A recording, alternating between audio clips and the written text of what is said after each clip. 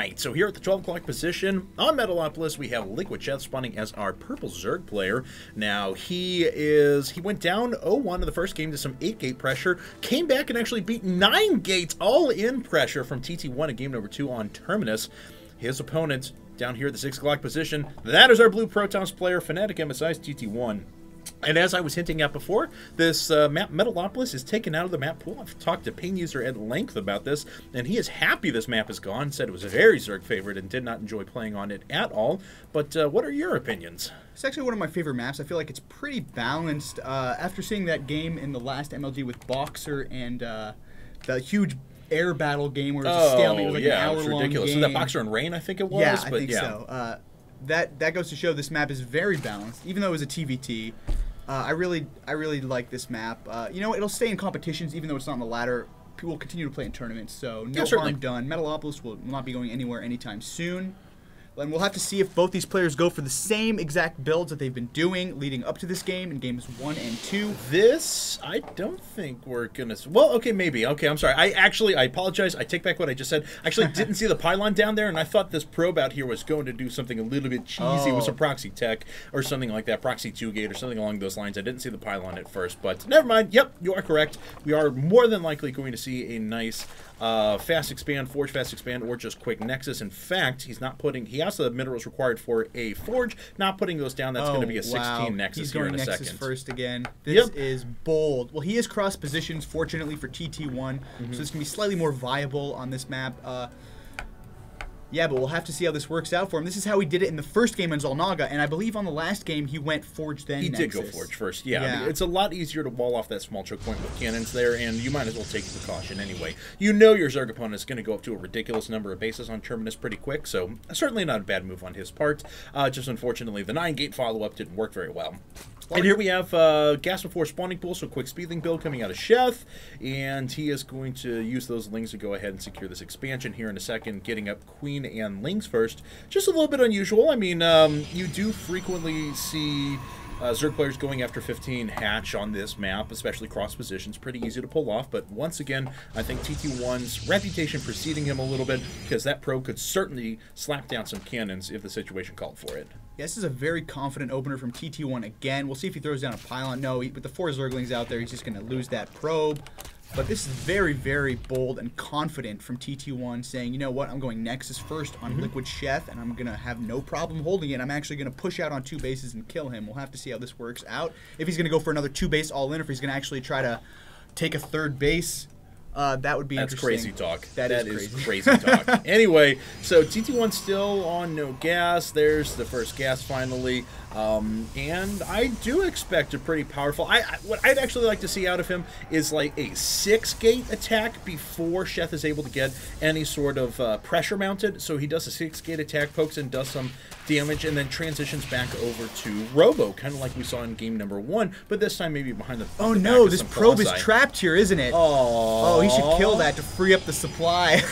Cute probe. Little probe is not going to be doing anything. Nope. Stuck forever. We have base battery to get done now for Sheth, and once again we see him going for a quick 3rd. So pretty close to what we've seen over the past couple of games. We'll see if there's a Roach follow-up to this, or if Sheth is going to do something a little bit more tech-intensive. He only has the 1 gas down. If he does double gas again in about 2 minutes, I'm going to assume that he's going to go for the same quick layer into upgraded Roaches. So nothing too out of the ordinary from these players quite yet.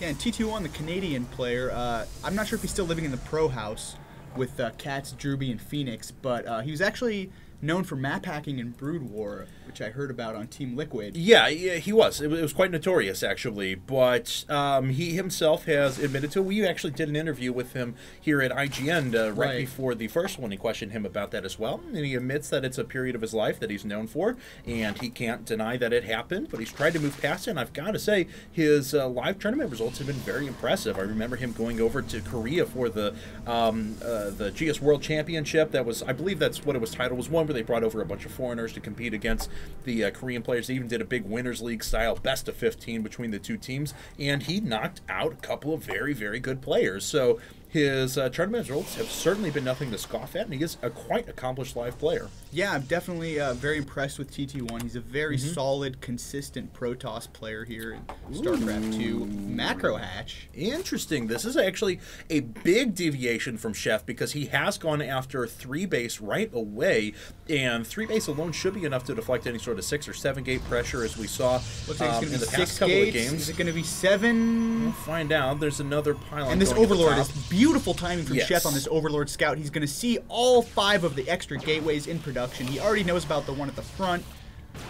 But 6 gate alone is pretty standard. 6 gate pressure, follow up with some robo or something like that. He's not detecting any further gates, which is the question. The difference between this and the Terminus attack, though, is that both Sheth's third and natural on this map are very, very wide open. Very true. As opposed to on Terminus, where it's pretty much a narrow choke. So this is actually could be much more dangerous here for Sheth. We'll have to see what happens, where he goes from here. If he's going to go for a third, if he's actually just going to make a gigantic push into Sheth's third. Yeah, both these players are kind of throwing a little bit of a loop at me. Sheth actually has +1 missile attacks coming up. He doesn't have layer tech incoming quite yet, so these are going to be unupgraded roaches, well, minus the +1, but they're not going to have roach speed or burrow or anything like that.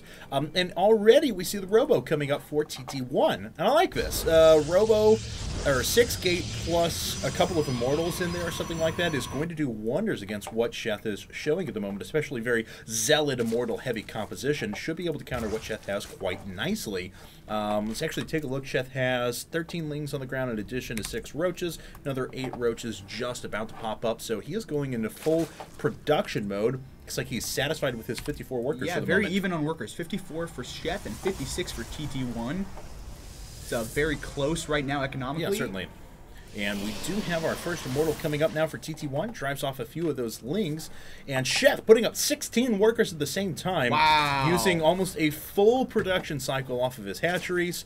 And that is going to give him, oh wow, actually droning up further beyond that, another 11 started afterwards. So that's going to put him in the neighborhood, let's see, that'll be 74 workers when all is said and done. And that 74 worker amount is actually really, really awesome for these 3 bases. With the macro hatch that he already has, he'll be able to support full ling roach production off of that and be able to make an extremely powerful push. TT1 actually going after a third.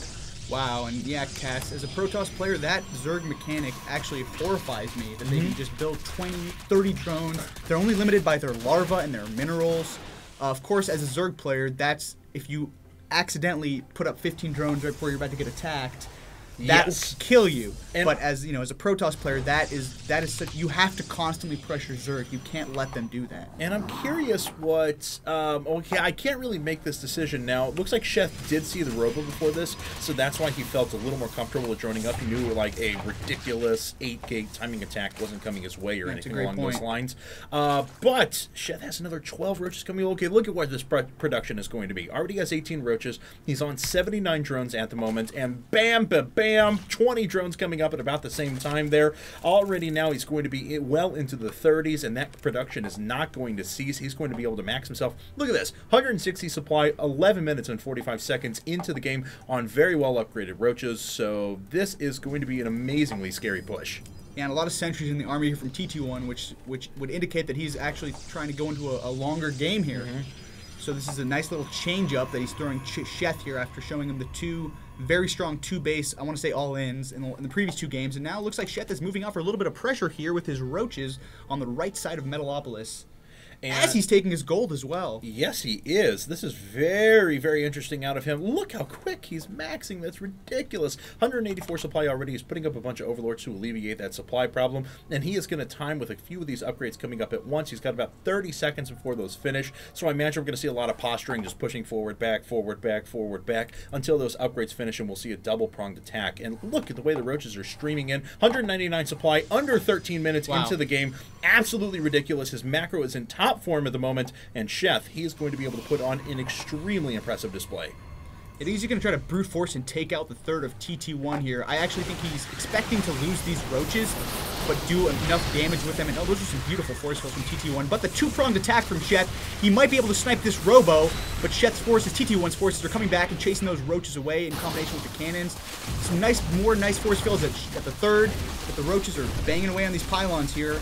Here comes the engagement, it looks like. And I think Sheth is totally fine with throwing his way as many units as it takes. He's killing workers, he's killing pylons, he's disrupting mining. It looks like he's picking off robos. One robo already went down. A second, no, it doesn't look like it's going to fall. It looks like the zealots are instead. Sheth is going to have to back away as there is a Colossus now in this fight as well. He is going to come back with another attack here over at the third. His multitasking very, very good. Pushing his way in. This photon cannon will fall, as will most of these probes. He's already killed 16, now 17 workers. And again, those losses just don't matter to him. Yeah, very nice harassment from Sheth. Oh, Colossus goes down. Nice force fields. Those are pretty cost-effective pushes from Sheth here. He's going to be able to snipe both Robos. Colossus does manage to escape.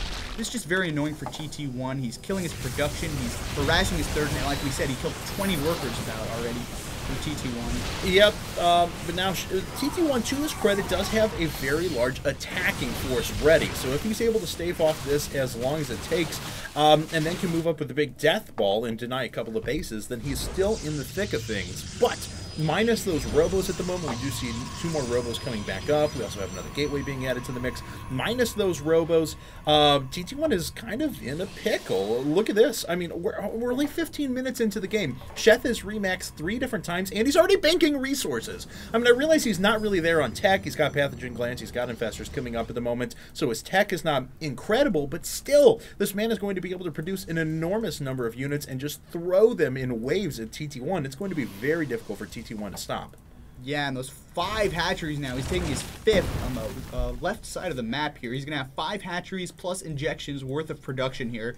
Blink is on the way for TT1, and it looks like Sheth is going to poise himself to do a little bit more of harassment. He's going to pull away. He almost picked that forge. He's working on +2. Yes, indeed. And it looks like the roaches are going to make their way through and do a significant amount of damage, and TT1 just doesn't want to commit because he knows those roaches were going to sneak right back through, and still, if he gets the kill on the forge here, that'd be very, very significant. These roaches, though, are very upgraded, going to do quite a bit of damage, pushing back all of the stalkers, and there we go, the forge does go down. That lack of upgrades is actually pretty critical because Sheth is going to be able to retain the advantage there as he is going to +2 carapace. There we go, another forge finally coming up, but Sheth is still producing like a madman. He's got infestors in the mix now. Yeah, very nice play from Sheth, making TT1 choose between defending his third or his natural. Either way, you're losing. So it's a very, very tough spot unless you split your forces, which is difficult for Protoss, which has less units overall. And here we go. Looks like Sheth, is he going to hive? No, not yet. So doesn't want to go towards any sort of tier 3 units. Could slap down Spire and could throw down his Spire and Hive Tech at the same time so he can start Greater Spire as quick as possible. Seeing a lot of players do that if they're in his position. But it looks like he's a little more secure just attacking behind these infestors. He's got a number on the fields. Actually, take a look. 7 of them, as a matter of fact. Remaxing behind roaches, though. He is maxed once again, but like I was talking about before, TT1 didn't lose too many attacking units, and he has got a pretty impressive display of units. He's actually going to be able to cut Sheth's forces in half. Those roaches are retreating. At the same time, though, we have a big counter attack over at the third. Very nice counter here. Yeah, absolutely, and Sheth is going to be able to pick off these zealots before they're able to attack.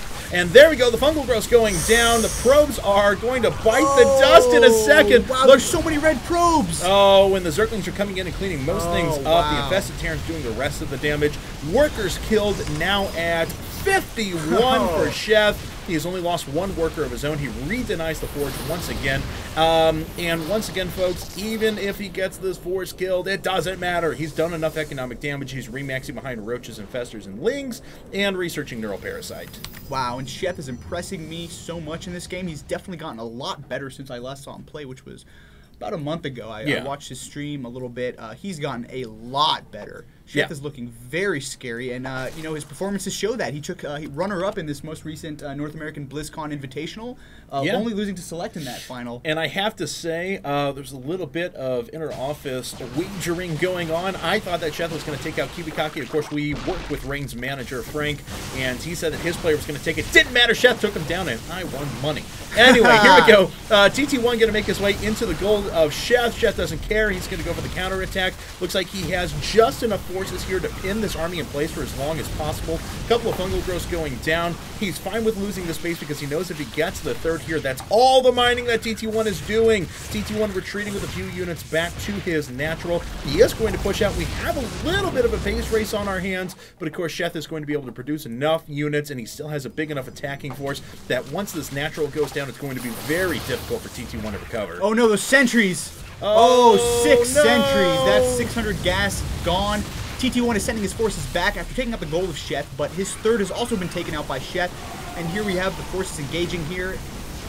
Yeah, and it looks like Sheth is going to be pushed back once again. TT1 remains with a pretty good army, but that's, I mean, again, Sheth just hasn't cared about that the entire game. His entire point was just to kill economy and kill production as much as possible. Snipes the Robo once again. Take a look at, I gotta see it, I know. 81 workers killed! Man. 81! There's only 13 probes up for TT1, so this force that he has left is really all he has left. Sheth is swinging around with another huge attack once again. He's queuing up another bunch of roaches, and TT1, it is do or die time. This is so smart from Sheth, just refusing to engage this Protoss ball, just immediately countering every time Protoss tries to move out of his base, putting Protoss in a position where do I continue attacking or do I return home? It's a very, very tough decision. And Sheth he's going to move right into the second. At the same time, TT1 is moving into Sheth's natural. Oh, wow. And he turns around. Retreating. Okay, well, at least splits his forces. Splits it up, but we have 11 infestors coming up in addition to the 3 that are already in the natural here. And Sheth is going to have so many fungal growths at his disposal. If he uses those, could get off a neural parasite on the Colossus. There we go. That's what I was looking for. So even this relatively meager amount of units is going to be able to hold this at bay long enough for the force down to the natural, the TT1 to do all the damage at once. TT1 down to 90 supply and rapidly falling. Those units are coming back with a relatively fragile sentries. It's going to be a lot harder to try to do any work. We also have a couple of infestors up for Sheth as well. He could grab onto those colossi. Fungal on the sentries. One more fungal and they're all dead. Yep, and it looks like the roaches are just going to move in and do the rest of the damage. TT1 is going to take out the natural, it appears, but another 24 lanes and 4 roaches coming up at the same time for Sheth, who is still happily mining off of 2 bases. His economy has not really been impacted.